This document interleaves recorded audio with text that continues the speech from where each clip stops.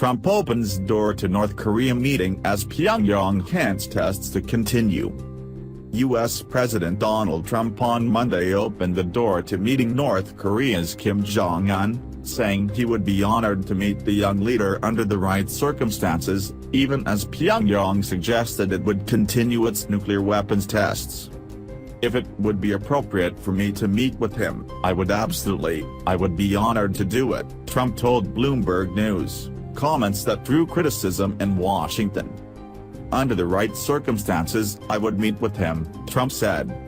Trump did not say what conditions would need to be met for any such meeting to occur or when it could happen, but the White House later said North Korea would need to meet many conditions before meeting could be contemplated. "Clearly conditions are not there right now," White House spokesman Sean Spicer said.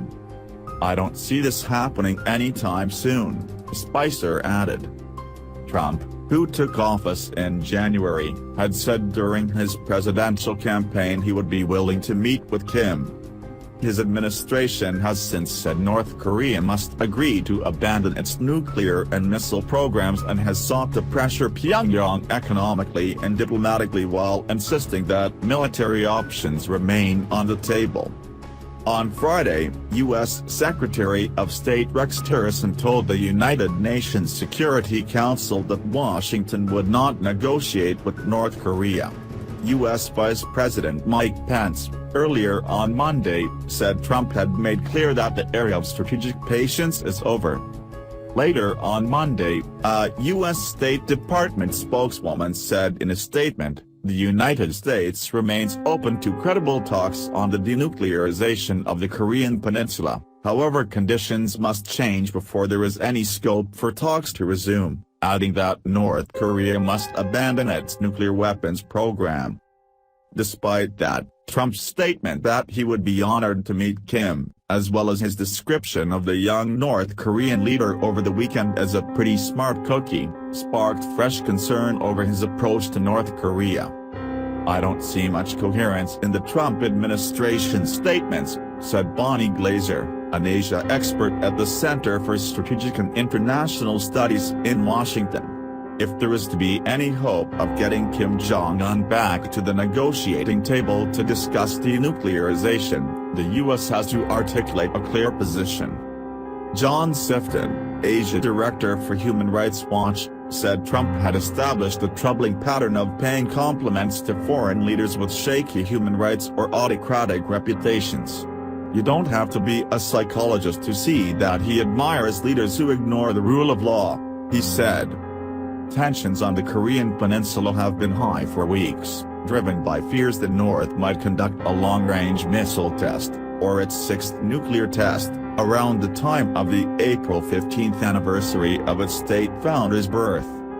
Early on Monday, North Korea said it would bolster its nuclear force to the maximum in a consecutive and successive way at any moment in the face of what it calls U.S. aggression and hysteria. North Korea, technically still at war with the South after their 1950-53 conflict ended in a truce, not a treaty, regularly threatens to destroy the United States, Japan and South Korea and has said it will pursue its nuclear and missile programs to counter perceived U.S. aggression.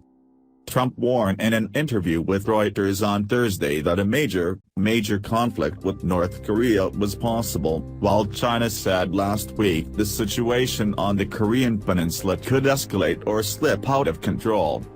In a show of force, the United States has sent the nuclear-powered USS Carl Vinson aircraft carrier group to waters off the Korean peninsula to join drills with South Korea to counter a series of threats of destruction from North Korea, formerly known as the Democratic People's Republic of Korea, DPRK. Now that the U.S. is kicking up the overall racket for sanctions and pressure against the DPRK, pursuant to its new DPRK policy called Maximum Pressure and Engagement, the DPRK will speed up at the maximum pace the measure for bolstering its nuclear deterrence, a spokesman for North Korea's foreign ministry said in a statement carried by its official KCNA news agency. North Korea's measures for bolstering the nuclear force to the maximum will be taken in a consecutive and successive way at any moment and any place decided by its supreme leadership, the spokesman said.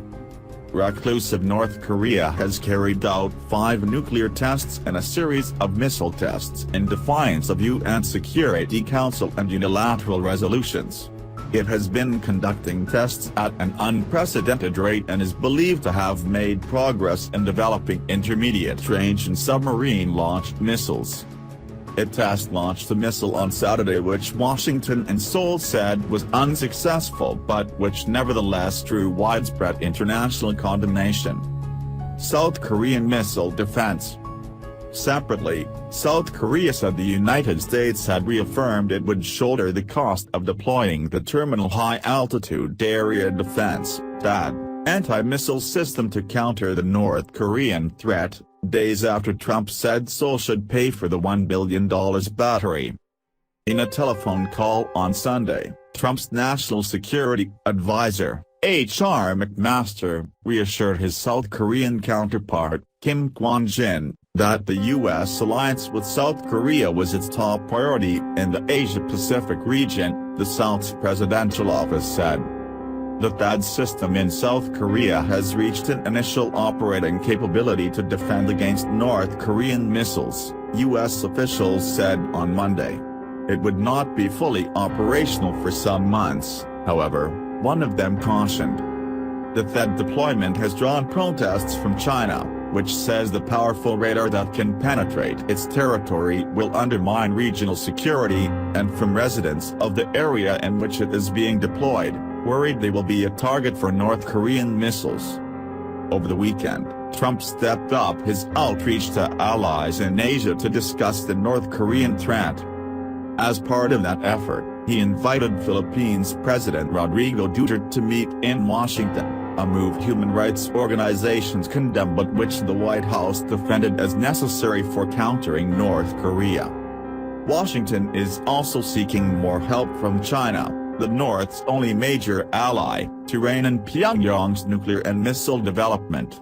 Unlike the United States, Beijing has pushed for talks first and action later on North Korea. The United States has negotiated, had talks, waited patiently.